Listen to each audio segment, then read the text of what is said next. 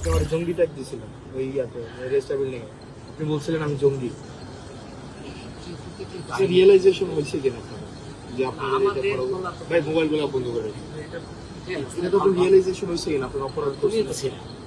আমরা তো ছিলাম বলতে স্যার আমরা তো আপনার অপরাধ করছেন যে ছাত্রলীগ নির্যাতন নিপীড়ন করছে, আপনারা এগুলোর ইন্ধন দিচ্ছেন, এগুলো নিয়ে স্যার আপনার অনুতপ্ত কিনা স্যার? তোমার এই কথাগুলো কেমন না আছে না? কেমন না স্যার? তুমিও তো আমাদের মধ্যে ছিলে না, আমি আপনাদের মধ্যে ছিলাম না, আমি আপনাদের বিরোধিতা করছি স্যার। না, আমি আপনাদের বিরোধিতা করছি। আপনি আমার জঙ্গি ট্যাগ দিয়েছিলেন ওই ইয়াতে রেজিস্টার বিল্ডিং এ। আপনি বলছিলেন আমি জঙ্গি। তুমি জঙ্গি? আপনি আমি এটা বলছিলেন স্যার। এবং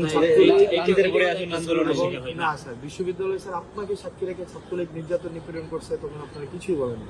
এবং স্যার রিয়েলাইজেশন হলে তো ফাইন, আপনারা আমাদের সমাজের বিবেক, রিয়েলাইজেশন এটা হয় কিনা যে স্যার এটা অত্যাচার, যেকোনো অন্যায় হইলে সেটা আপনাদের এই রিয়েলাইজেশন হয় কিনা স্যার? আমাদের বলা তো ওইটা তো বলো, প্রত্যেকটা মানুষের ব্যক্তিগতভাবে ব্যক্তিগতভাবে মনে করি যে কোনো অন্যায় হইলে সেটা স্যার আপনার সময় অন্যায় হয় না বিশ্ববিদ্যালয়ে স্যার গেস্টরুম গণরুম অন্যায় হয় না, না? গেস্টরুম গণরুমটা ধারাবাহিকভাবে প্রক্রিয়া চলে আসে। এটা আপনার সময় ছিল না, আমার সময় ছিল, কিন্তু আমার কিন্তু উদ্যোগগুলো আমারই নেওয়া ছিল। তো জানেন স্যার নিরসনের না হাসনাত, এটাও তুমি স্বীকার জাতি করো না। হিসেবে আপনাদের লেখা পড়ার তারপরে হচ্ছে কাজের মধ্যে এই জিনিসগুলো আসা উচিত, রিফ্লেকশন হওয়া এটাও উচিত। তুমি স্বীকার করবা যে পদক্ষেপগুলো সেগুলো কিন্তু আমি নিয়েছিলাম, এটাও না স্বীকার ওই করতে অর্থে না হবে। স্যার, আপনারা সবসময় ডিনাই করছেন কোন অর্থে সেটা ভিন্ন, কিন্তু শুরুটা কিন্তু আমিই করেছিলাম নির্যাতন এবং নিপীড়ন তোমরা হয়তো সহযোগিতা করছিলাম।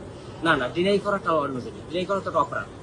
যারা ওই প্রক্টর স্যার ছিলেন উনি বারবার ডিনাই করছেন এগুলো স্যার। না, ডিনাই ইতিহাস সবাইকে সব ঠিক আছে, সমান হাসনাত ভালো থাকবে, ইনশাআল্লাহ। তোমাদের শুভকামনা রইল।